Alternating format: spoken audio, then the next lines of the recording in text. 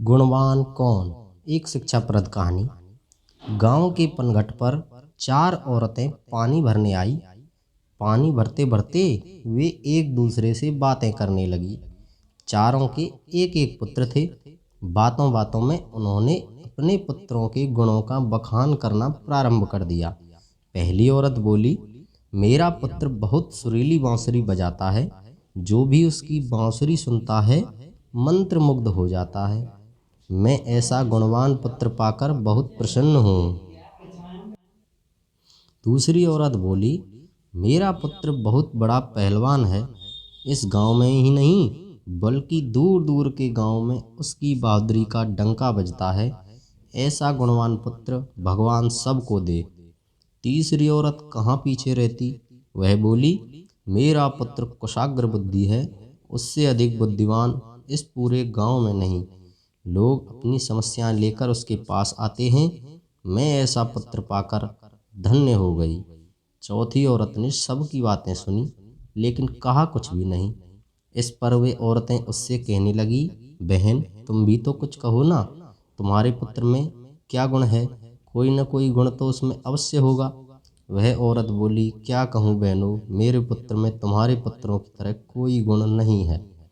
उसकी बात सुनकर तीनों औरतों ने गर्व से अपना सिर उठा लिया। कुछ देर में सबने पानी भर लिया और वापस जाने के लिए अपना अपना घड़ा उठाने लगी। उसी समय पहली औरत का पुत्र हाथ में बांसुरी लिए वहां से गुजरा। उसने देखा कि उसकी माँ पानी से भरा घड़ा नहीं उठा पा रही है, किंतु यह अनदेखा कर बांसुरी बजाते हुए वह वहां से चला गया। दूसरी औरत का पहलवान पुत्र कुछ ही दूरी पर मुदगर घुमा रहा था। उसकी माँ कुएं से घड़ा उठाकर जैसे ही उतरी उसका पैर फिसल गया। किसी प्रकार वह संभल गई, किंतु पहलवान पुत्र अपनी माँ को नजर उठाकर देखने के बाद भी उसके पास नहीं आया और अपनी कसरत में लगा रहा। तीसरी औरत का पुत्र भी वहां से किताब पढ़ते हुए निकला। उसकी माँ ने उससे कहा, पुत्र मैं दोनों हाथों से घड़ा पकड़े हुए हूँ, ये रस्सी जरा मेरे कंधे पर डाल दे। लेकिन वह अपनी माँ की बात अनसुनी कर वहां से चला गया।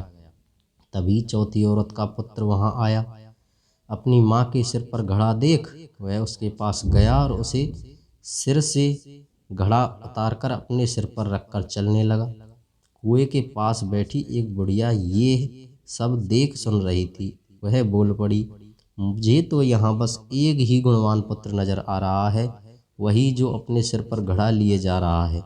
माता पिता की सेवा करने वाले पुत्र से गुणवान भला कौन हो सकता है। सीख, मॉरल ऑफ द स्टोरी, गुणवान वही है जो अपने माता पिता की सेवा करे और साथ ही सबकी सहायता के लिए तत्पर रहे। ऐसी ही ज्ञानवर्धक कहानियों के लिए हमारे चैनल को सब्सक्राइब करें।